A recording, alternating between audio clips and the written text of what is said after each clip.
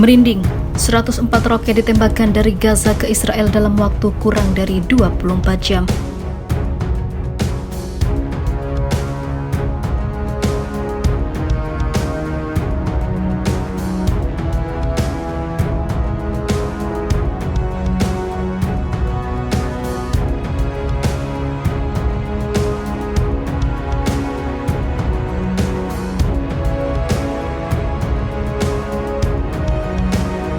Sebanyak 104 roket ditembakkan dari jalur Gaza ke Israel dalam waktu kurang dari 24 jam pada Selasa dan Rabu malam. Sebagian besar dilakukan oleh Jihad Islam Palestina dengan sedikit dari Hamas. Militer Israel, IDF, mengkonfirmasi pada Rabu pagi. Cipos melaporkan. Serangan ini sebagai reaksi atas wafatnya tokoh Jihad Islam Palestina, Khader Adnan, di dalam penjara Israel yang melakukan mogok makan. Sebagai tanggapan, Israel membalas dengan sekitar 16 serangan udara pada bagian posisi Hamas namun tidak menjatuhkan korban. Juru bicara IDF, Brigadier Jenderal Daniel Hagari mengatakan, semua opsi ada di atas meja. Jika ada lagi kelompok Palestina yang menembakkan roket ke Israel, kami siap melakukan gencatan senjata. Sebagian besar serangan Israel di Gaza berfokus pada kemampuan persenjataan Hamas termasuk pabrik senjata, markas operasional untuk pasukan angkatan lautnya, terowongan bawah tanah, dan situs serupa lainnya. Namun hal itu gagal menghancurkan pasukan Palestina. Selain itu, dilaporkan sedikitnya ada belasan pemukim Yahudi di kota perbatasan Sderot terluka menjadi korban. Saluran Ibrani 12 menyebutkan jangkauan tembakan roket perlawanan dari Gaza ke arah pemukiman Israel meluas dan gagal dirontokkan Iron Dome.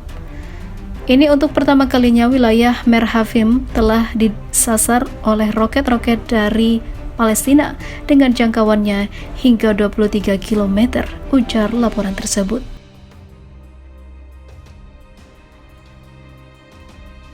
Tanggapi serangan Israel di tempat ibadah Muslim, Hamas dan Jihad Islam Palestina lakukan serangan balik tengah malam.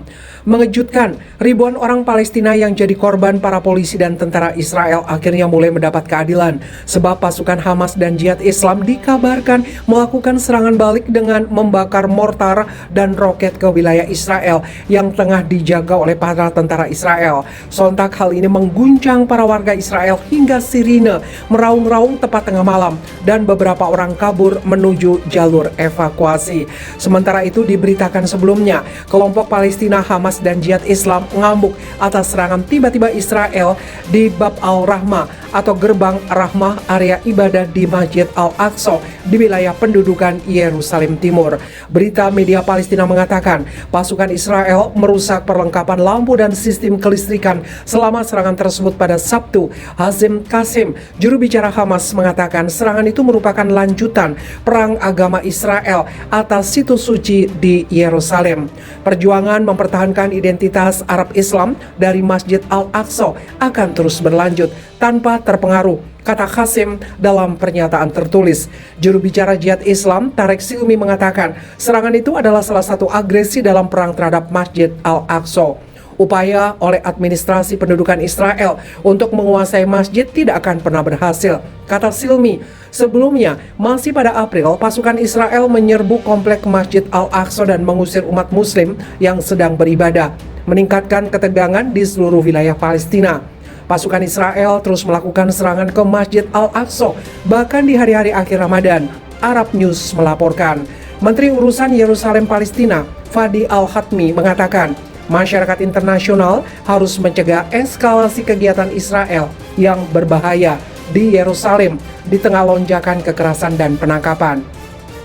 Semuanya itu disampaikan ketika tentara dan polisi Israel meningkatkan serangan ke Masjid Al-Aqsa 2 hari sebelum akhir Ramadan dan meningkatkan penangkapan warga Palestina di Yerusalem Timur dan tepi barat. Penyerbuan itu memicu serangan roket dari jalur Gaza dan Lebanon. Kemudian dibalas Israel dengan serangan udara.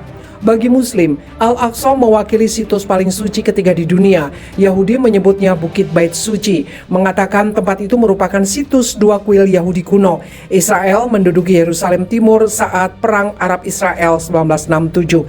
Israel kemudian menganeksasi seluruh kota pada 1980, sebuah langkah yang tidak diakui masyarakat internasional.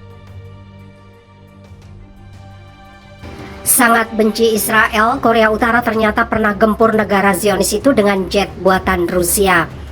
Siapapun tentunya akan mengecam tindakan Korea Utara yang senang meluncurkan rudal dalam rangka uji coba senjata. Terlebih-lebih orang-orang Barat yang selalu mengecam tindakan Korea Utara tersebut. Tidak heran, karena Barat begitu paranoid dengan Kim Jong-un dan kawan-kawan yang selalu menentang segala bentuk kapitalis Amerika CS di dunia.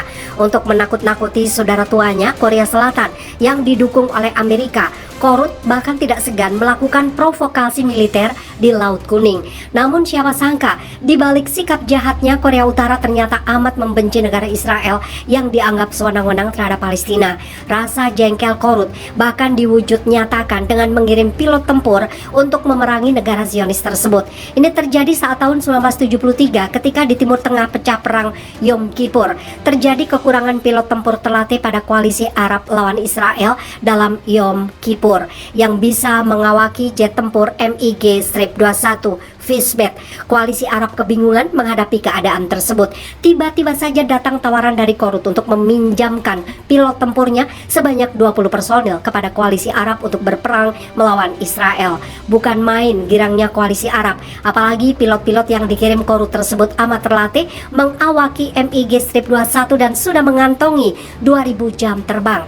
Tanpa perlu menunggu lama, tentu saja para pilot Korut langsung diterjunkan ke kancah pertempuran melawan pilot Israel yang mengemudikan F-4 Phantom. Terjadilah duel udara pertama antara pilot Korea Utara dan Israel di atas sektor Teluk Suez pada 6 Oktober 1973. Ketika itu, dua pesawat F-4 Phantom Israel hendak kembali ke pangkalan karena bahan bakarnya menipis setelah melakukan patroli udara. Mereka disergap oleh dua MiG-21.